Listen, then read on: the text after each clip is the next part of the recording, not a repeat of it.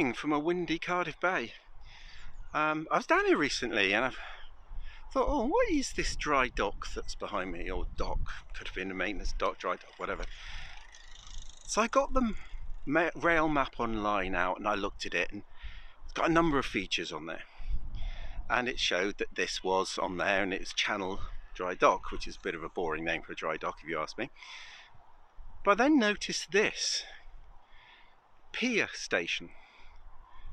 But Cardiff doesn't have a pier. Cardiff's never had a pier, let alone one with a station on. Has it? Well, you know the answer is yes, otherwise I won't be making this video. So I'm going to tell you a little bit about a feature which was quite extensive and not a lot of people talk about. Now, the problem with Cardiff Bay is mud. When the tide goes out, there was basically no way you could navigate the boats in. These photos taken from about 35, 40 years ago that I took down before the barrage was built shows kind of like what the problem was. There were a couple of navigable channels up the middle, but the rest of it was mud, and of course there were issues in silting up both the locks and the docks with the mud that was coming in, hence dock feeder, which I covered in another video. So in 1870 the dock company decided to build a low water pier which would allow steamers to come in and use the navigable channel in the centre and moor, unload their cargo and passengers, and away they went. So maps from 1878 show the pier sitting out in the mud, reaching the navigable channel, and it would have been used as steamers when the tide went out. Now, this was no sort of jetty just sticking out. This was a long pier, 1,350 foot long. That's kind of like Blackpool Pier, Weston-super-Mare Pier. We're talking a long structure. It had a single railway line on it, as well as a carriageway for other traffic.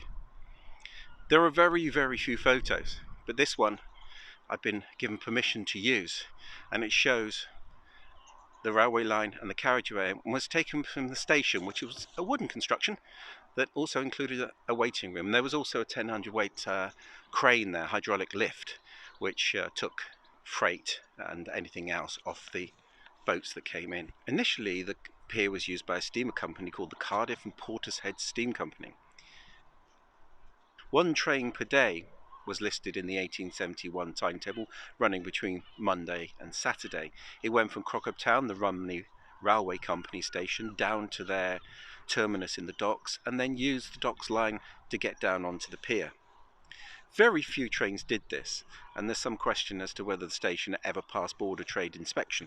It is fair to say the pier was not a roaring success. The two steamers from the Cardiff and Portishead Company were sold in 1873.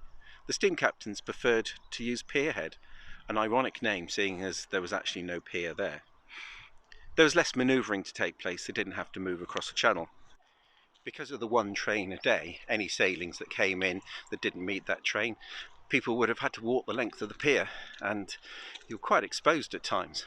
So the people didn't like using it, the sea captains didn't like using it, and it soon fell into disuse. On this map in 1898 you can see that it's marked as disused. In fact, the end of the pier only survived because it had a light on it. And this was also demolished in 1949. The pier itself was demolished when Alexander Dock was opened in 1907.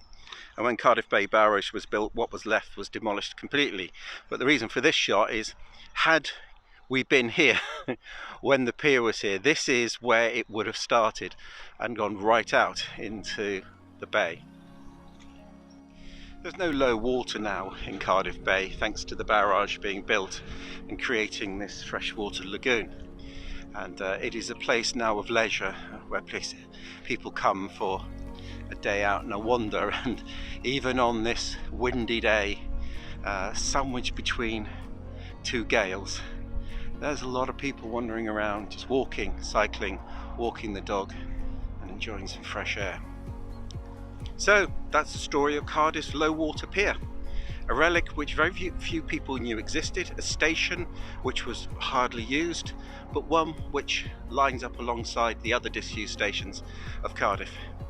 And I think somewhere along the line I promised you a crocodile. So, for myself and the crocodile, until next time, bye.